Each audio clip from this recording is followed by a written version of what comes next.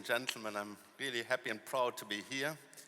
This is a topic that is very close to my personal heart, I must say. But beyond it, it is very much on the radar and on the agenda, I would say, as a top priority of the organization that I represent, the European Investment Fund. And whenever we go to our board and there are topics in this area, I can tell you there is always a very lively discussion and very, very interesting questions. So today what I want to do, and have a few minutes only, is to touch a bit more on what we do in the field of impact investment, how we see the landscape, the opportunities, the challenges, and also what we are working on in order to address these challenges. And maybe to put things into perspective, let's say a few words what we are doing and why we are doing it in this field. European Investment Fund is pursuing public good. We have a public policy mission, but what is particular, we have to do this without having a budget line like many other EU institutions have it. We need to do it on market terms and generate an appropriate return, which then again is invested in the fields that we are addressing. And we do this with a strong focus on the smallest businesses, on the SMEs in Europe, which constitute 98% of all the companies in Europe. And we do this also by investing in specific sectors that are seen as the policy priorities of Europe. And of course, they evolve, but they span a broad spectrum, going from, of course, the economy, the global competitiveness, but also to the citizens, what we do for the people on the ground, but also to the new topics such as strategic autonomy in the current macroeconomic and political environment. And ultimately what we are pursuing is a greener, a more digital, but also a more inclusive Europe. And to do this, we are developing and implementing together with our partners, because we always team up with financial intermediaries. We develop guarantee, equity, and also securitization products. And we design them, we develop, deploy them with this market-based approach, trying to combine on the one hand the economic value creation, but on the other hand the non-financial impact. And that is very important, that we have both environmental, societal impact, and at the same time a viable business proposition in terms of return. But beyond this mission and the objectives of the EIF, what does it look like on the ground? Let me give you a few examples. It looks like Caribou, a Spanish company which is just outside Barcelona, that's developing plant-based, plastic-free packaging solutions. Or like Calicia, a biodegradable microcapsules producer that helps to reduce microplastic pollution. It looks like Ava Ocean in Norway, who are rolling out new ways, innovative ways of harvesting seafood resources from the seabed without damaging the ocean. Or Flix Mobility, that offers environmental travel solutions. It also looks like Northvolt, the Swedish leading green battery developer, and German Heliatech, that are making industrial-grade organic photovoltaic solar solutions. And it looks like the Belgian Ghent-based Obolytics, a biotechnology company developing enzyme-based antibiotics to overcome antimicrobial resistance. And Samurai Labs, a Polish company dedicated to preventing cyber harassment. All of these companies and tens of thousands of others that we have supported through our funds are driving the change that we are talking about today. A change of which we need so much more. Which brings me to the question, how do we get more of this? How do we manage to attract more investments into social impact, climate action, environmental sustainability? How do we generate the financing for the innovators of tomorrow, those that will start up the company, develop innovative solutions that will help to address climate change? How do we help them to further grow, to commercialize the ideas, but also, and we heard it before, to scale them? And equally, how do we generate financing for all those businesses that want to improve their ecological footprint, improve their energy consumption patterns, reduce emissions, but more importantly also shifting their products and processes in a more environmental friendly way. And let's not forget, last but not least, all those businesses that aim to achieve social impact, influence the lives of those who are less fortunate in our society, making a difference, improving the skills, and driving the social inclusion. Let me start with the good news. The good news is that we are seeing really interest in the market, more than ever. Together with the European Commission, we have developed a specific guarantee product under InvestEU, the so-called sustainability guarantee. And it's about social but also environmental impact. This product has met with a huge demand and it's very successful. To illustrate it, we are probably outstripped in terms of demand 3 times compared to the resources we have, which is showing one of the concerns on the other hand, is that public resources more and more are constrained. There are so many areas we want to move in. What we are doing is also try to mainstream this impact into various other products that we have, market-oriented products, be it private credit solutions or securitization. Now, everybody knows securitization as a tool to offload some of the exposure that banks have on their asset sheets.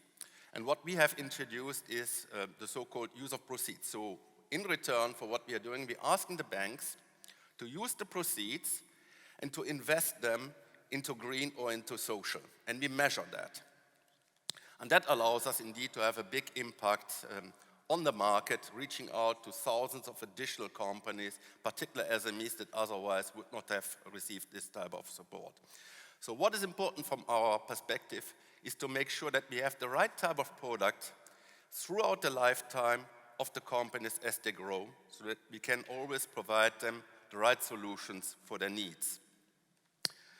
And what is important is not only to speak about it, but also to invest, to take the risk. And we last year did take the risk in the areas of climate action, environmental sustainability, and social.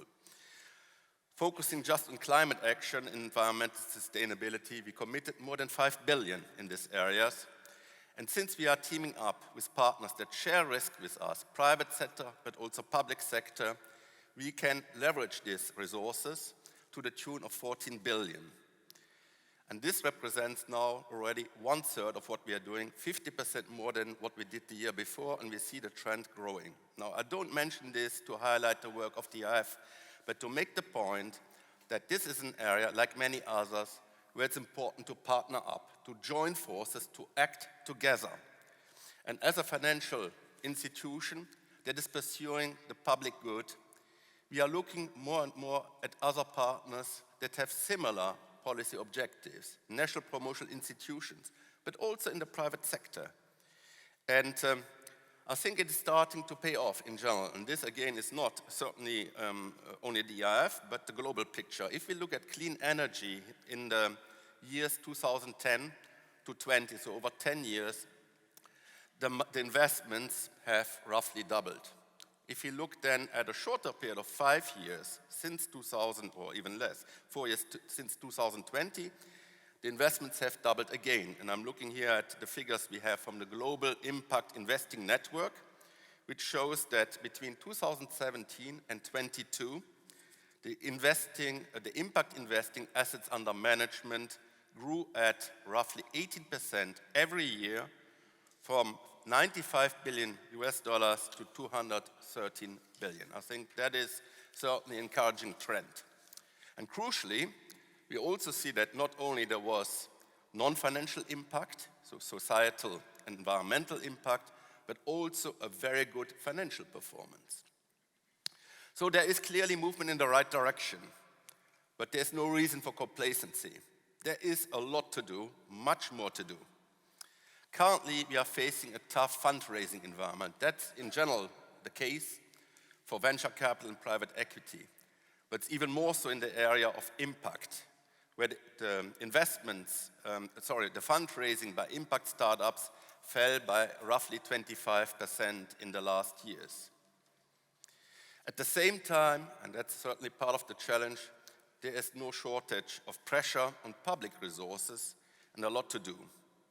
On the green front, the Commission has quantified the needs in terms of annual investments, at 1.5 trillion. And this is to achieve the net zero target by 2050. We, as part of the EIB group, contribute to this, and we have committed to achieve 1 trillion overall by 2030. What is equally important is to have a holistic solution. So we are not only putting the money into this field, but we are also trying to mainstream the goals of the Paris Agreement into all transactions that we do. So we need public funding, but also a supportive, conducive framework to do it in order to help innovative, green, and socially inclusive companies. But what is even more important is that we manage to crowd in private capital, because no matter how much public money we put on the table, it will never be enough. So it's only if we manage to provide a compelling investment proposition to the private sector, speaking their words, their terms, that we'll be able together to make the real difference we were talking about. So we need to ask ourselves, what is holding back currently more private investments in the impact investing space? What are the challenges out there that need to be addressed? Well, the first point I want to say is that there's clearly an issue of information asymmetry. We have it, of course, in relation to SMEs, but we have it certainly also in the area of impact investment. A lot of the technologies that we are looking at are novel. They're groundbreaking, but they have not necessarily a track record. And that does not necessarily help with raising finance.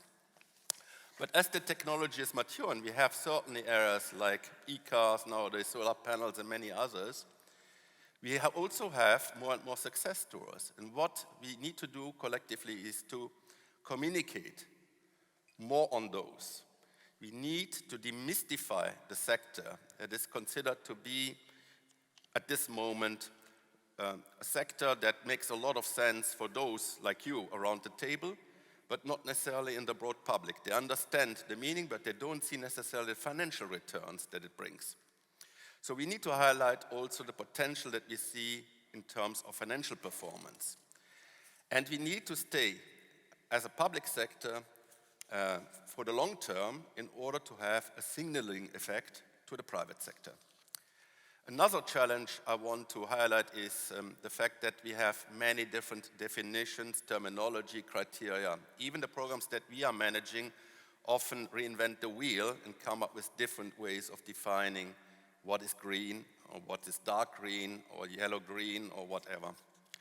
And what we have done, and we are doing it very slowly, is trying to put some order into this. In the area of social impact, for instance, we now apply, in relation to the carried interest, impact measurement. So it's not only about financial performance, it's also about impact. And we discussed this with our applicants in the due diligence.